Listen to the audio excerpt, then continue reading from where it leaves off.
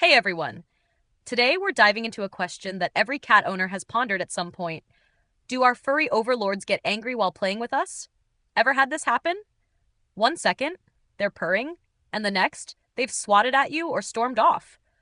Don't worry, today we'll break down your cat's little emotions so you can better understand what's going on in their mind.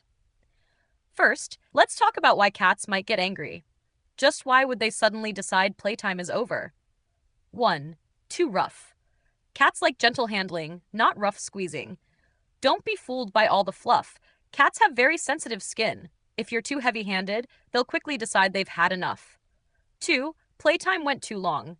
Just like us, cats have limited patience. They can get bored if you play for too long. This is especially true for cats with independent personalities. Sometimes, they're just done after a few minutes. 3. Invading their personal space. For many cats, areas like their belly, paws, or tail are off limits. If you try to touch those spots, you may quickly meet a displeased cat emperor. Now, how can you tell if your cat is getting annoyed? Cats do have their own language, and they'll send you little signals when they're ready to stop playing. Tail flicking. A cat's tail is like an emotional radar. If it's slowly swishing, they're relaxed. But if it starts flicking rapidly, take note.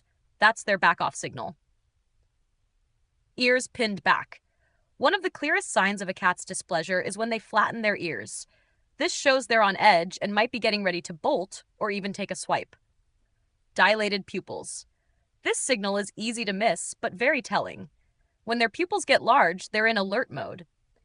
The bigger the pupils, the more tense they feel, so keep an eye on this subtle change. So what should you do if your cat gets upset? Don't worry, here are a few tips to help calm them down. 1.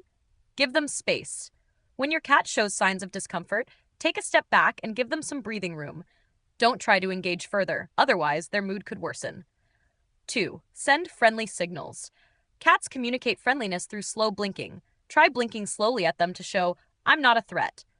3. Offer a small treat. If your cat is already agitated, offering a small treat can help calm them down. But don't overdo it. Besides these cues, there are a few common mistakes cat parents make that tend to irritate their cats. Chasing games. Some people think it's fun to chase their cat, but unless they're in hunting mode, it might make them anxious. Excessive hugging. Most cats aren't fans of being hugged, especially not too tightly. Instead of forcing them to be held, let them come to you on their own terms. Interrupting their downtime. Cats have their own schedule, especially in the afternoon when they just want to bask in the sun or take a nap. Try playing with them when they're naturally more active, like in the morning or evening. So, how do you play with your cat without upsetting them? Here are a few handy tips.